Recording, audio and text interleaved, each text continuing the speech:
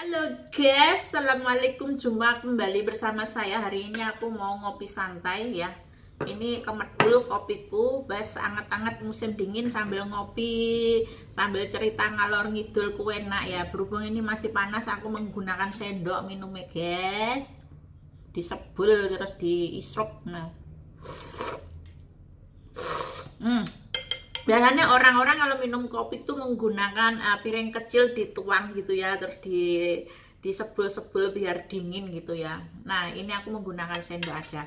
Dan ini aku sambil cerita ya. Ada sebuah cerita ya, guys. Nah, di Taiwan itu kemarin lusa itu ada Mbak TKW yang mau kirim uang ke Indonesia dengan jumlahnya sangat banyak ya.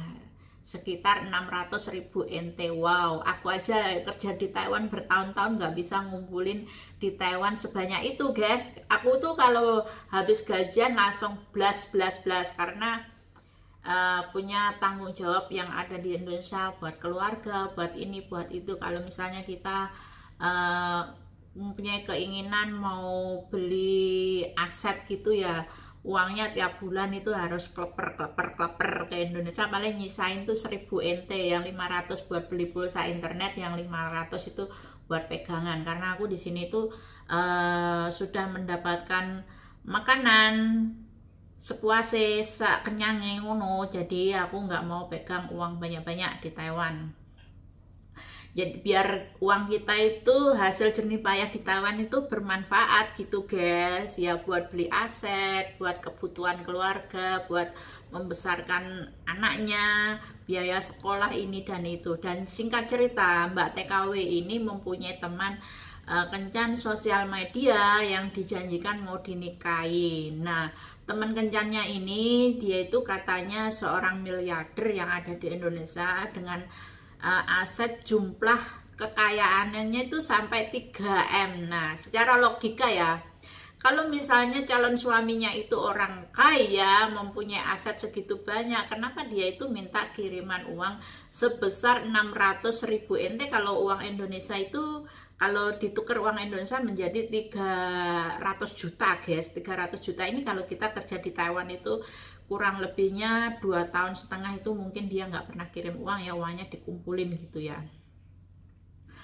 Nah, karena dia itu pikiran Mbak TKW ini mau ke jenjang keseriusan gitu ya, dianya ya hayu-hayu wae disuruh kirim uang sebesar 600.000 ini. Singkat cerita ya, Mbak TKW ini ke bank. Nah, setelah sampai bank, orang pengiriman itu curiga sama mbaknya, ini mengirim uang kok segitu besarnya buat siapa gitu kan. Soalnya kalau di Taiwan itu pengiriman uang itu dibatasin guys. Kalau kitanya aja yang resmi cuma 50.000 sampai 70.000 NT lah, ini sampai 300.000 NT guys. 600.000 NT.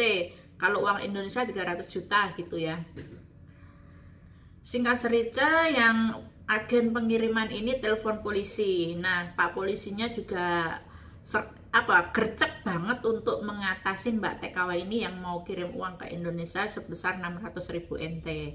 Nah, setelah nyampe kantor polisi, Pak D itu menginvestigasi Mbak TKW ini mau kirim uang ke Indonesia buat siapa, untuk apa gitu. Nah, Mbak TKW ini bercerita bahwa dia itu mempunyai teman, istilahnya pacaran LDRan gitu, mau ke jenjang keseriusan, dan calon suaminya ini minta kiriman uang sebesar 300 juta ini ya guys.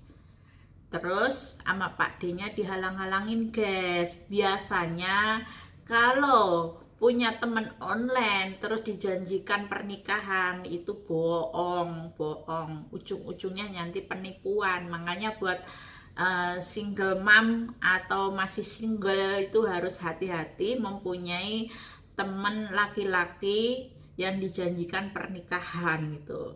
Apalagi ya teman laki-lakinya yang ada di Indonesia itu minta kiriman uang, ujung-ujungnya nanti pasti penipuan.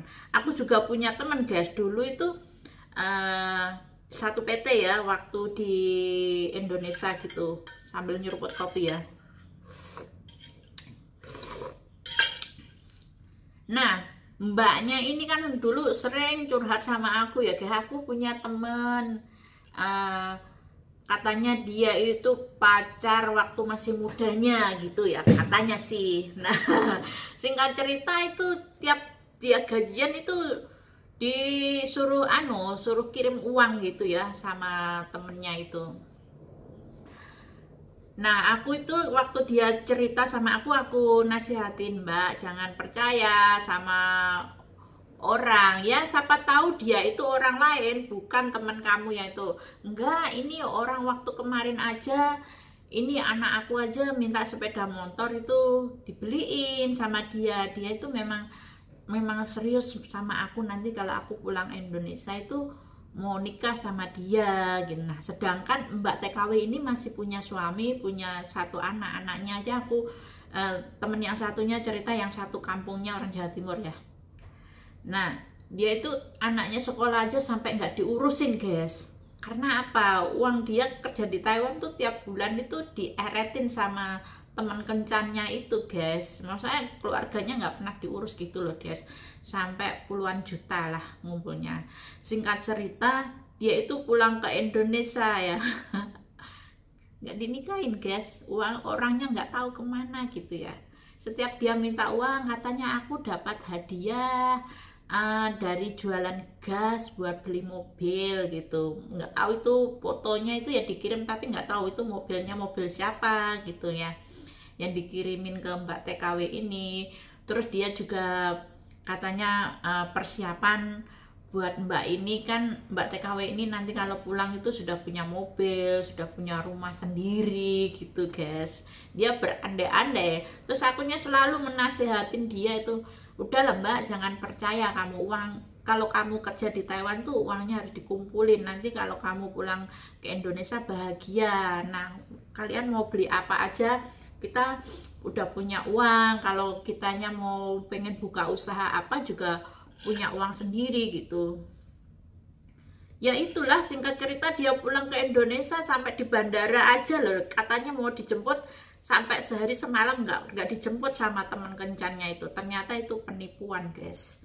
Akhirnya yang waktu dulu yang punya PT yang di Indonesia sponsor gitu, yang jemput dan dibawa ke PT yang dulu. Terus dianya cerita bahwa dia punya teman kencan ya, seperti itulah, katanya mau nikah nanti kalau pulang, tapi pas dianya di airport mau dijemput aja nggak dijemput, guys. Sedangkan dia nggak pegang uang. Nah, seperti itulah, guys. Nah, singkat cerita juga sama ini, yang di Taiwan juga gitu, guys. Itu pade gercep banget, soalnya di Taiwan itu memang dibatasin pengiriman uang. Sedangkan ini kirim uangnya sampai 300 juta lah, guys. Maraknya penipuan online tuh seperti itu. Buat single mother atau single itu punya teman kencan online tuh harus hati-hati dan waspada gitu ya, supaya kalian itu uang hasil jerih payah kita kerja di Taiwan itu bermanfaat, berkah barokah. Suatu saat kan kita juga nggak kerja lagi di Taiwan, pasti kita pulang ke habitat kita masing-masing. Kalau misalnya kita mempunyai keinginan mau buka usaha buat menyambung hidup kita nanti kalau di Indonesia.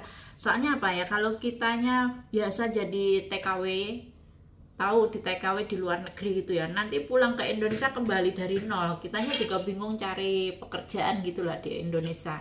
Jadi ya alangkah baiknya gitu ya, pesan saya, alangkah baiknya kita sebelum berangkat kerja ke luar negeri harus mempunyai buku tabungan sendiri, biar nantinya tiap bulan kita bisa transfer menabung ke rekening kita gitu ya, terus disisihkan buat keluarga, guys, cukupnya gitu loh, guys.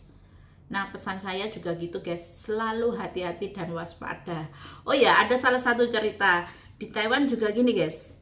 Ternyata di Taiwan itu ada penilangan zebra cross buat pejalan kaki ya. Kemarin lusa juga ada salah satu temen Mbak TKW yang ada di Taiwan itu kena tilang 300 NT penilangan zebra cross. Nah, ceritanya Mbak TKW ini majikannya pergi, nggak tahu pergi kemana. Terus dianya pulang, majikannya, dia buru-buru menyambut majikannya. Nggak tahu itu mbaknya nyelonong aja gitu. Padahal juga banyak sih ya orang yang menyeberang di zebra cross itu ya, sebelum lampu merahnya warna merah dianya nyeluntur gitu, nyebrang gitu ya guys. Nah ini juga kitanya juga harus waspada buat pejalan kaki. Teman-teman yang belum tahu, di Taiwan itu ada penilangan buat pejalan kaki di zebra cross. Jadi sebelum lampu merah kitanya boleh nyebrang, kalian jangan sembarangan nyebrang, nanti kalian kena tilang ya. Ayo ngopi, nyeget.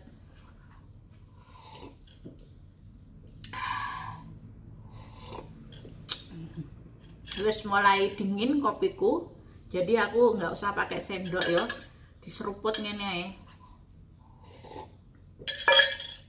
Enak, seger. Ya wes, kami akhirin video aku hari ini ya, ngopi santai sambil cerita ngalor ngidulku, mantep pokoknya. Nah buat temen-temen yang ada di Taiwan, selalu hati-hati kalian bekerja, semoga sukses selalu, dan kalian harus bisa